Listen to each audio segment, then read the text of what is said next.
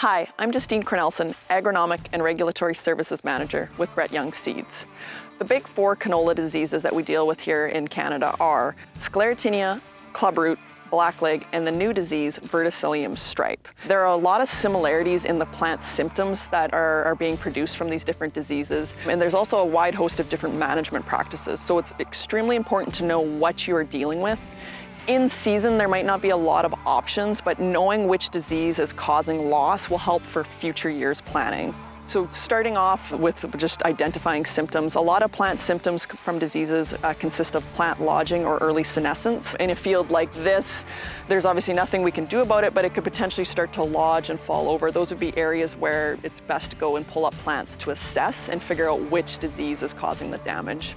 With clubroot, it is a soil-borne disease. What we're going to see is galls starting to form early on in the season. This is an easy one to scout for. You go to low-lying areas, water-run areas in a field. Clubroot loves moisture, so it's going to be in those wet areas of the field.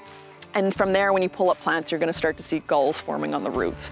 Lots of times you'll see them on side branches. They will be swellings, or they could be big visible galls. So that's an easy one to tell apart from the other diseases. Once we get into the stem diseases, a lot of symptoms look very, very similar. For blackleg, you can look for leaf lesions. Typically, these lesions will be beige in color with tiny black specks. That would be the pycnidia within them.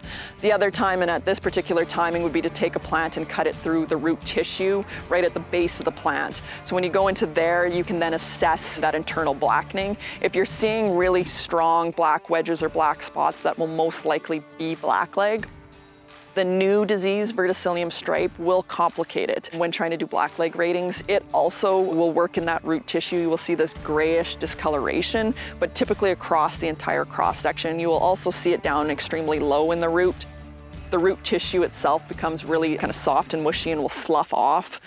So the key distinguishing feature for verticillium stripe is the mycosclerotia. You're going to take a plant stem and you're going to be able to peel back that outer stem wall to reveal the mycosclerotia. That is your key indicator that you're dealing with verticillium and not sclerotinia or blackleg. As we move into start to look for sclerotinia, there's going to be a lot of similarities between sclerotinia and verticillium.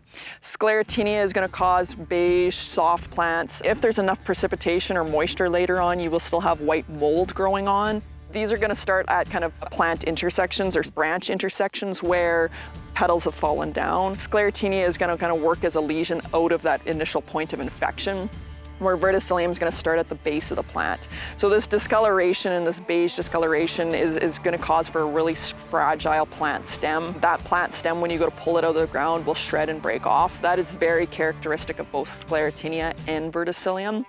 But verticillium, when you do peel it back, will reveal the mycosclerotia. Sclerotinia will be beige all the way through, no grayish discoloration. When you crack open the plant stem, it will likely reveal a sclerotia body. These are irregular in shape. They'll be kind of a little bit larger than a solid peppercorn. And that is what and how this disease continues on its life cycle. Those sclerotia bodies are introduced back into the soil. So between the different diseases, lots of similarities. With a trained eye, you can distinguish between them. And it's really important to do that so you can put in management practices for future years. Like I said, at this time of year, there's not much that can be done other than rating the diseases and figuring out which is the largest yield robber. With that information, you can look at crop rotation, you can look at different genetics. So something like blackleg or clubroot control, you've got resistant varieties in the market. Taking all of these notes into consideration and all of this information, like I said, will be better used in future years to make on-farm management decisions. For more information, check out brettyoung.ca.